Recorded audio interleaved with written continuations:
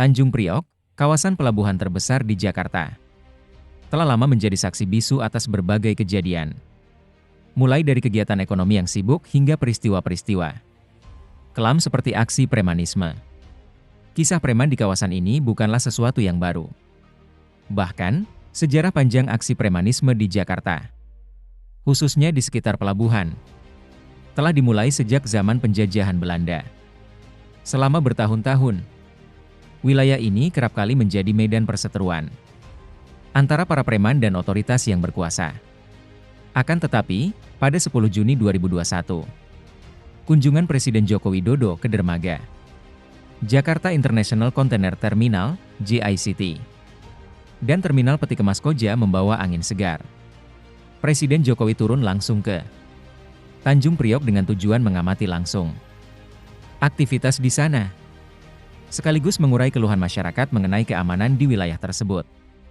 Beberapa jam setelah kunjungan itu, perintah tegas dikeluarkan oleh Kapolri untuk menindak segala bentuk aksi premanisme di seluruh Indonesia, dengan titik fokus utama di Tanjung Priok. Polisi langsung menggelar operasi besar-besaran di berbagai wilayah di tanah air, menandai babak baru dalam pemberantasan aksi premanisme. Namun, aksi-aksi preman di Tanjung Priok dan sekitarnya tidak bisa dipisahkan dari sejarah panjangnya. Di masa kolonial, premanisme di Jakarta bukanlah sekadar tindakan kriminal. Bagi sebagian orang, ini adalah bentuk perlawanan terhadap penindasan Belanda. Mereka bertindak bak pahlawan, meskipun dengan cara yang penuh risiko. Tokoh-tokoh preman seperti Muhammad Arif atau yang dikenal sebagai Haji Darip menjadi nama yang diingat dengan rasa hormat sekaligus takut. Pada masa itu, kelompok Haji Darip beroperasi di wilayah Klender, Pulau Gadung, Jatinegara, hingga Bekasi, melancarkan aksi-aksi perlawanan yang menjadikan mereka momok bagi warga keturunan Belanda dan Tionghoa. Aksi premanisme di Indonesia, khususnya di Jakarta, sejatinya sudah ada sejak zaman penjajahan Belanda. Bedanya, pada masa penjajahan, para preman beraksi bukan hanya untuk kepentingan pribadi. Mereka seringkali merampok harta milik orang-orang Belanda dan Tionghoa. Dan sebagian hasil rampasan itu disalurkan ke masyarakat miskin yang hidup tertindas di bawah kekuasaan kolonial. Mereka dikenal bukan sebagai kriminal semata, melainkan tokoh pemberani yang dianggap sebagian masyarakat sebagai Robin Hood versi Batavia. Dengan cara ini, mereka mendapat tempat tersendiri di hati masyarakat pribumi. Salah satu tokoh terkenal dari masa itu adalah Muhammad Arif atau yang lebih dikenal sebagai Haji Darip. Pada pertengahan abad ke-19, Haji Darip dan kelompoknya menguasai sejumlah wilayah seperti Klender, Pulau Gadung, Jatinegara, hingga Bekasi. Bagi masyarakat pribumi, Haji Darip dianggap sebagai pejuang yang melawan penjajahan dengan caranya sendiri. Namun, bagi pemerintah Hindia Belanda, ia dan kelompoknya adalah ancaman serius yang harus segera diatasi. Pemerintah kolonial bahkan menawarkan hadiah bagi siapa saja yang bisa memberi informasi mengenai keberadaan Haji Darip. Cara beroperasi Haji Darip dan kelompoknya memang berbeda dengan preman-preman modern. Kelompok ini sangat selektif dalam memilih target operasi. Biasanya, mereka hanya mengincar orang-orang keturunan Eropa dan Tionghoa yang dianggap kaya dan berada. Dengan kata lain, mereka memiliki prinsip yang kuat dalam menentukan sasaran, yaitu tidak akan menyerang masyarakat pribumi yang juga hidup di bawah penindasan yang sama. Peran Haji Darip dan kelompoknya dalam sejarah aksi premanisme di Jakarta mungkin terlihat kontroversial, tetapi itu mencerminkan situasi masyarakat pada masa itu. Pada dasarnya, aksi yang mereka lakukan merupakan bentuk perlawanan terhadap ketidakadilan sosial dan ekonomi yang terjadi di masyarakat kolonial. Di era modern, terutama setelah Indonesia merdeka, aksi premanisme tetap berkembang dan berubah bentuk. Ketika kolonialisme telah berakhir, preman-preman di Jakarta tidak lagi mengusung semangat patriotisme atau perlawanan. Aksi-aksi mereka lebih berfokus pada kepentingan pribadi atau kelompok. Mereka beroperasi di berbagai sektor, termasuk pengaturan, keamanan, di pelabuhan, terminal, hingga pusat-pusat perdagangan. Dengan dalih menjaga keamanan, mereka justru memanfaatkan kekuasaannya untuk menekan para pedagang atau pihak lain dengan imbalan bayaran tertentu. Tanjung Priok sendiri menjadi salah satu kawasan yang rawan aksi premanisme karena posisinya sebagai pusat aktivitas ekonomi dan perdagangan. Pelabuhan ini adalah pintu gerbang penting untuk berbagai macam komoditas yang masuk dan keluar dari Jakarta. Banyaknya pekerja, buruh, dan orang-orang dari berbagai daerah yang berkumpul di kawasan ini menjadi faktor pendorong munculnya preman-preman lokal yang mencari keuntungan dari aktivitas ekonomi tersebut. Peran pemerintah dalam menanggulangi premanisme di Jakarta, khususnya di Tanjung Priok, terus diuji. Sejak era Orde Baru hingga Reformasi, berbagai operasi telah dilakukan untuk memberantas aksi premanisme. Namun, seringkali tindakan ini hanya bersifat sementara. Setelah operasi selesai, para preman kembali beraksi, seolah-olah tidak ada efek jera. Kunjungan Presiden Jokowi pada 10 Juni 2021 ke kawasan pelabuhan Tanjung Priok menjadi momentum penting bagi pemberantasan premanisme di kawasan tersebut. Kehadiran Presiden di tengah masyarakat membawa angin segar bagi mereka yang sudah lama merasa resah dan tidak nyaman dengan ulah para preman di hadapan masyarakat dan aparat keamanan. Presiden Jokowi menekankan pentingnya penertiban di kawasan pelabuhan, terutama terkait aksi premanisme yang seringkali mengganggu ketertiban dan keamanan. Pasca kunjungan tersebut, Kapolri Jenderal Listio Sigit Prabowo langsung mengeluarkan perintah tegas untuk menindak segala bentuk aksi premanisme di seluruh Indonesia. Tidak hanya di Tanjung Priok, operasi ini juga dilaksanakan di berbagai kota besar lainnya. Di seluruh tanah air, berbagai operasi besar-besaran dilakukan oleh pihak kepolisian untuk menangkap para pelaku premanisme yang selama ini meresahkan masyarakat. Aparat keamanan tak hanya menindak pelaku di lapangan, tetapi juga melakukan investigasi mendalam untuk membongkar jaringan premanisme yang lebih besar. Operasi ini tidak hanya difokuskan pada aksi kekerasan fisik, tetapi juga pada aksi-aksi pemalakan, pungutan liar, dan pemerasan yang sering terjadi di lingkungan pelabuhan dan terminal. Para preman yang terlibat dalam aksi ini ditangkap dan dibawa ke kantor polisi untuk diproses secara hukum. Penindakan tegas ini diharapkan dapat memberikan efek jera bagi para pelaku, serta memberikan rasa aman bagi masyarakat, khususnya di kawasan Tanjung Priok. Kisah premanisme di Jakarta, terutama di kawasan Tanjung Priok, adalah cerita panjang yang melewati berbagai generasi.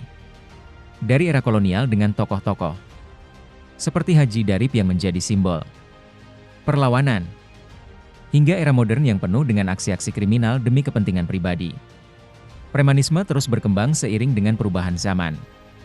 Perubahan ini menunjukkan bahwa premanisme adalah fenomena yang kompleks, di mana aksi-aksi tersebut tidak selalu bisa dipandang dengan sudut pandang yang sama.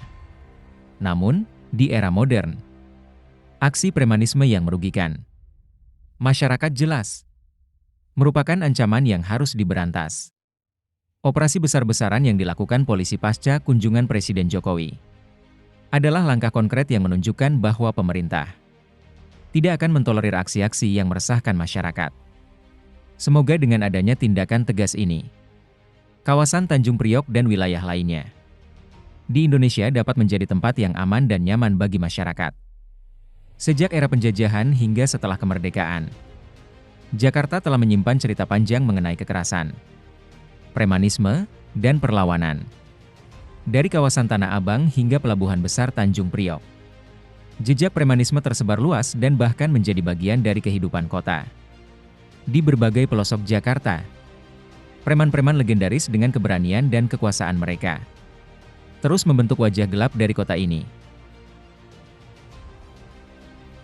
Kisah ini tidak hanya sebatas pada tindakan kriminal.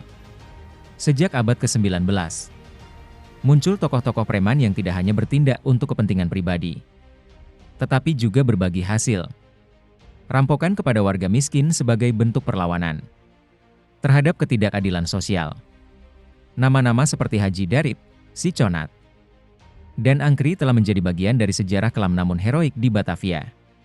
Namun, yang menarik, kisah premanisme ini terus berkembang dari waktu ke waktu. Pasca kemerdekaan, premanisme di Jakarta justru semakin menguat.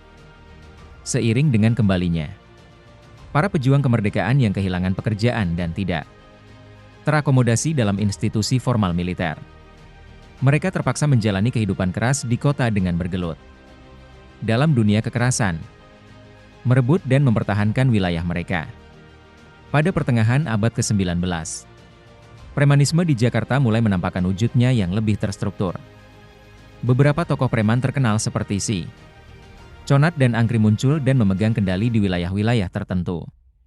Si Conat dikenal sebagai preman besar yang menguasai kawasan Kebayoran Lama hingga Tangerang. Keberaniannya dan ketegasan dalam menjaga wilayah membuatnya dihormati sekaligus ditakuti. Tidak jauh berbeda, di kawasan pantai utara Jakarta, seorang preman bernama Angkri mendominasi daerah Marunda, Tanjung Priok, hingga Ancol. Angkri dikenal sebagai sosok yang mirip dengan Si Pitung, tokoh legendaris Marunda yang menginspirasi banyak cerita rakyat. Keduanya dikenal dengan aksi-aksi heroik, merampok orang-orang kaya keturunan Belanda dan Tionghoa, kemudian memberikan hasil rampokan mereka kepada masyarakat miskin yang hidup tertindas. Namun, meskipun mirip dalam tujuan dan metode, tidak ada catatan sejarah yang mengaitkan keduanya secara langsung. Mereka beroperasi di wilayah yang berbeda, tetapi keduanya memiliki tujuan yang sama: menjadi pelindung bagi masyarakat kecil yang kerap terpinggirkan. Pasca kemerdekaan Indonesia, situasi sosial di Jakarta berubah drastis. Dari sebuah kota kolonial menjadi ibu kota negara baru, Jakarta menarik ribuan orang dari seluruh penjuru Nusantara. Bekas pejuang laskar dan gerilyawan yang tidak lagi terakomodasi dalam struktur militer resmi akhirnya terjebak dalam realitas pahit. Mereka tidak lagi memiliki tempat dalam masyarakat, namun juga tidak bisa lepas dari jiwa militan yang sudah lama mereka genggam. Banyak dari mereka yang kemudian beralih ke dunia kekerasan untuk bertahan hidup. Daerah-daerah ekonomi strategis seperti Senen, Meester Cornelis, kini Jatinegara, Tanah Abang, dan Tanjung Priok menjadi tempat yang mereka pilih untuk mencari nafkah. Di kawasan-kawasan ini, mereka menawarkan jasa keamanan, menjadi penjaga atau bahkan centeng yang siap menjaga wilayah dengan cara-cara keras. Para jagoan ini bukan hanya berperan sebagai preman, tetapi juga sebagai penguasa yang disegani di daerah-daerah tersebut. Mereka seringkali mengorganisir para pedagang, pekerja, dan masyarakat sekitar untuk membangun perlindungan dari gangguan pihak luar. Meskipun dalam praktiknya sering melibatkan pemerasan dan intimidasi. Kawasan-kawasan ini pun segera dikenal sebagai daerah hitam atau daerah dunia keras. Nama-nama seperti Tanah Abang, Jatinegara, dan Tanjung Priok menjadi tempat-tempat yang ditakuti oleh masyarakat umum. Di balik kehidupan sehari-hari yang tampak normal, tersimpan persaingan dan intrik antara berbagai kelompok yang berebut kekuasaan di wilayah ini. Di antara banyak etnis yang terlibat dalam persaingan kekuasaan, dua etnis yang paling berpengaruh di Tanjung Priok adalah etnis Bugis dan Banten. Keduanya memiliki sejarah panjang dalam dunia kekerasan di Jakarta Utara dan sekitarnya. Orang-orang Bugis dikenal sebagai pelaut ulung yang tangguh dan tidak gentar dalam menghadapi tantangan. Sementara orang-orang Banten memiliki reputasi sebagai petarung yang berani dan kuat dalam mempertahankan harga diri. Salah satu tokoh legendaris dari etnis Bugis adalah Lagoa, yang bernama asli Labuang de Pasore. Di akhir tahun 1950-an, Lagoa muncul sebagai sosok yang dihormati, sekaligus ditakuti di pelabuhan Tanjung Priok. Ia memegang kendali sebagai mandor pelabuhan, posisi yang memberinya kuasa untuk mengatur para buruh. Bagi buruh dan masyarakat Bugis Makassar di sekitar pelabuhan, Lagoa bukan hanya sekadar mandor, tetapi juga tokoh karismatik yang dianggap sebagai pemimpin dan pelindung. Tidak hanya Lagoa, Tanjung Priok juga menjadi saksi kehadiran seorang jagoan dari etnis Banten bernama Haji Jitra bin Kidang. Sejak akhir tahun 1920-an, Haji Jitra telah dikenal luas sebagai penguasa pelabuhan. Ia mendapatkan kekuasaan ini melalui pertarungan sengit dengan tokoh lain yang juga berasal dari Banten. Setelah berhasil menaklukkan pesaingnya, Haji Jitra membangun reputasi sebagai jagoan yang disegani dan dihormati oleh berbagai kalangan. Namun, kehadiran Lagoa sebagai mandor baru dari etnis Bugis di Pelabuhan Tanjung Priok mulai mengusik posisi Haji Jitra. Persaingan keduanya segera menjadi cerita legendaris di Tanjung Priok. Konflik antara dua tokoh ini tidak hanya melibatkan mereka secara pribadi, tetapi juga menyulut ketegangan antara dua kelompok etnis besar yang saling bersaing. Perkelahian dan bentrokan kerap kali terjadi di pelabuhan, dan tidak jarang mengakibatkan korban jiwa. Berita tentang kerusuhan ini seringkali menghiasi halaman-halaman surat kabar ibu kota, menjadikan Pelabuhan Tanjung Priok sebagai simbol kekerasan di mata masyarakat luas. Namun, perseteruan antara Lagoa dan Haji Jitra akhirnya menemukan titik damai melalui berbagai pertemuan dan mediasi yang diupayakan oleh tokoh masyarakat. Keduanya menyadari bahwa konflik berkepanjangan hanya akan merugikan banyak pihak, terutama para buruh yang bekerja di pelabuhan. Setelah melalui proses panjang, kedua tokoh ini akhirnya berdamai, bahkan mengukuhkan perdamaian mereka melalui ikatan keluarga. Haji Jitra menerima Lagoa sebagai menantu, sebuah tindakan simbolis yang menunjukkan persatuan antara etnis Banten dan Bugis di Tanjung Priok. Kedamaian antara Lagoa dan Haji Jitra menciptakan perubahan besar di Tanjung Priok. Dengan berakhirnya perseteruan ini, mereka berdua menjadi tokoh panutan yang dihormati oleh seluruh etnis di kawasan tersebut. Keharmonisan yang tercipta di pelabuhan memberikan pengaruh positif bagi masyarakat sekitar, mengurangi konflik dan menciptakan iklim kerja yang lebih kondusif. Namun, kisah damai ini tidak bertahan lama. Pada pertengahan tahun 1960-an, gelombang kekerasan kembali melanda Tanjung Priok. Konflik antar etnis muncul lagi, bahkan dengan intensitas yang lebih besar. Kali ini, pertikaian bukan hanya melibatkan etnis Bugis dan Banten, tetapi juga kelompok-kelompok dari etnis lain yang memiliki kepentingan di kawasan pelabuhan. Situasi di Tanjung Priok semakin memanas hingga pemerintah harus melibatkan tokoh-tokoh militer untuk meredakan konflik. Salah satu tokoh yang turun tangan adalah Brigjen TNI Andi Muhammad Jusuf Amir, tokoh militer yang berasal dari Bugis, bersama Kolonel TNI Ahmad Daeng Setoejo. Dengan harisma dan pengaruh mereka, kedua tokoh militer ini berhasil mendamaikan kelompok-kelompok yang bertikai, memulihkan ketertiban di Tanjung Priok. Tanjung Priok adalah potret dari sisi gelap Jakarta, kota yang selalu berkembang namun tidak pernah lepas dari bayang-bayang kekerasan. Dari masa penjajahan hingga kemerdekaan, kawasan ini telah menjadi panggung bagi tokoh-tokoh berani yang tidak segan mempertaruhkan nyawa demi kekuasaan dan harga diri. Namun, Tanjung Priok juga menyimpan kisah kedamaian yang lahir dari pertikaian panjang, mengajarkan bahwa persaingan dan konflik dapat berujung pada perdamaian jika ada niat baik dari kedua pihak. Kedamaian yang terjalin antara Lagoa dan Haji Jitra menjadi bukti nyata bahwa perbedaan etnis dan latar belakang dapat dijembatani melalui ikatan kekeluargaan dan saling menghargai.